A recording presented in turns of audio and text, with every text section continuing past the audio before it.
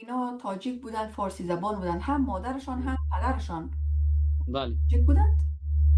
بله تاجیکات و پدر کلانشون ما که به نام مرزا محمد هاشم خان است، آمدن از چی ولسوالی پنجشیر یا شهرستان پنجشیر میگن الان دیگه، آمدن به شهر کابل. در شهر کابل زندگی کردن مدت زیاده و بعدا هم از شهر محمد کابل. هاشم خان پدر کلان پدریشان بود. بله بله، محمد هاشم خان بعد از شهر کابل رفت به قریه کمری، زمین گرفت و قلا گرفت و مکتب ساخت اونجا. همون مکتب باز پسان از در طرف. کدام سالها اینا از پنشیر، امی پنشیر ولایت پنشیر که حاله است، امیجا منظور شما است؟ بله همین پنجشیر یعنی در خانواده ایشان در حقیقت با وجودی که در اون جامعه باید کتمان میکردن. شما نبوده که فکر کنین اصلا دوره بابرک کارمل دوره قدرتش دینمی دوره است که تمام اقوام در داخل حکومت میاین، رئیس جمهور چی صدراعظم از هزاره ها انتخاب میشه دیگه، اقوام حتی ازبکا دیگه و اقوام دیگه که هستن مقام بسیار شامخ کمایی میکنه. به این معنی هیچ گونه تعصب در درون جامعه ایجاد نمیشه، هیچ گونه قدرت ایجاد نمیشه، استحقاقات از بین میره.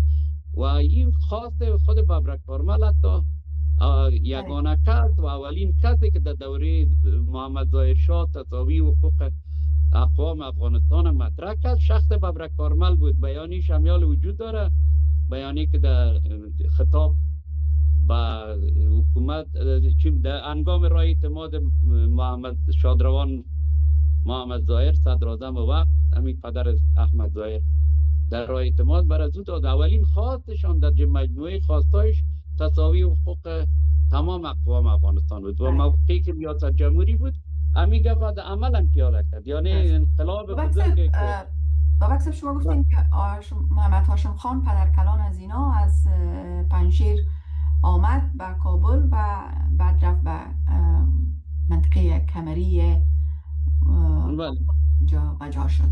از کدام بله پای پنشیر این آمدن؟ چرا آمدن؟ کار میکردن در کابل یا مرزا محمد مفاهیم؟ هاشم خان بله در چی بوده در دستگاه حکومت مرزا بوده. مرزا را خب میدانین بله. دیوان بله. بزرگ داشتن و در مردم پنشیر و مردم روشن همون دوران بوده. ولی من تا جایی که از زبان خود شادروان مادر بزرگ من شنیدیم گفتن ما از پنشیر هستیم دیگه. ما دیگه رو هرچی میگن ما گفتن از پدرم هم از پنشیر بوده، مادرم هم از پنشیر بوده. اونا خواهر محمد حسین خان همی پدر کارمل صاحب میشدن، همیشه یاد کردن. و اینجا ما چی از فاروقخان تلگرافی که 15 سال بخیال می با 15 سال در زندان هاشم خان و نادر خان بود و یکی از مبارزین مشروطه خواه بود. از زبان از ما شنیدیم که اصل نسبشان از پنشیری یعنی پنشیری بوده. بعدا آمدن در کابل و یکی از برادرانشان جز کاکای کابل بودن که کاکا غنی میگشان و این کاکا غنی در همین مقبره که دفن که میر اکبر خیبر بعدها خود شادروان بابرک کارمل در اینجا جا داد برش، یعنی گفت در قبرستان ما دفن شود که تا امروز هم در اینجا دفنه. یعنی اینجا کاکا دو سه تا کاکا که یکیش همین کاکایی که مربوط از همین خانواده کابلی بودن دفن است، یکی از اونها به نام کاکا طاهر است. یکی از درست. بابک صاحب شما گفتین حزب دموکراتیک خلق افغانستان وقتی ایجاد شد، بعد انشابش به دلیل مسائل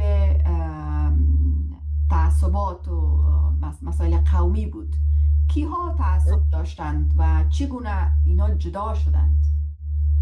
ما شاید تعصب در بین نبوده باشه عالی قدر انیسه جان، و گپ سر ازی بوده که همون بافتای قبیله‌ای که بوده، تصورات و منتالیتی قبیله‌ای که در افغانستان حاکم بوده و اینمی موجب شده که مثلا هم استحقاقات ایجاد شود.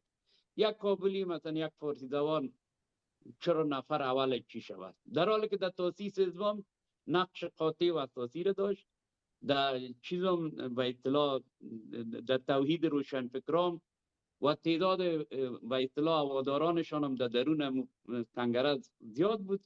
سر از آن چی است؟ بعد از اینکه شخص به نام آدم خان رئیس کنگره می باشد، دو رکعت نماز می خوانه و کنگره را افتتاح میکنه و در جریان کنگره نور محمد ترکی به حیث چی پیشنهاد میشه و انتخاب هم میشه به حیث منشی اول و